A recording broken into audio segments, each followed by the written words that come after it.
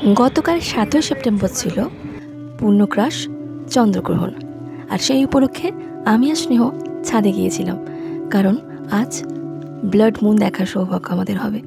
তো সেই মতো স্নেহ ছোট টেলিস্কোপ নিয়ে ছাদে উঠেছিল।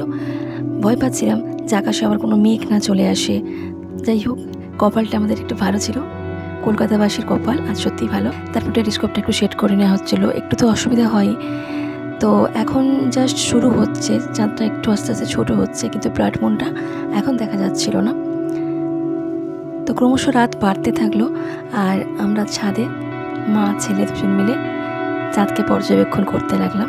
এটা আমার সাধারণ ক্যামেরায় তোলা, সেজন্য দেখতেই পাচ্ছেন এখানে চাঁদকে বিশেষ আলাদা লাগছে না, কিন্তু যখন আপনাকে টেলিস্কোপিক ছবিটা দেখাবো তখন বুঝতে পারবেন কতটা পার্থক্য।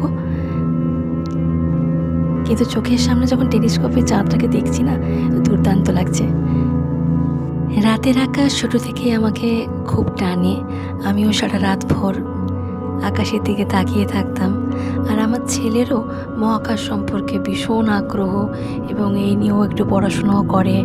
টেলিস্কোপটা ছোট হলেও এতে আমাদের সোলার সিস্টেমের প্ল্যানেট দেখতে বা চাঁদ দেখতেও কোনো অসুবিধা হয় না, খুব সুন্দর দেখা যায়।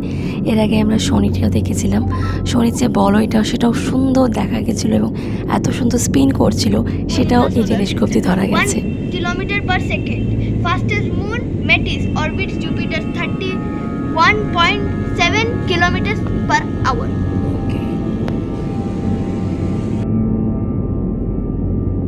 আর দেখো কিরকম দেখতে পাচ্ছ, আমাকে বলবে।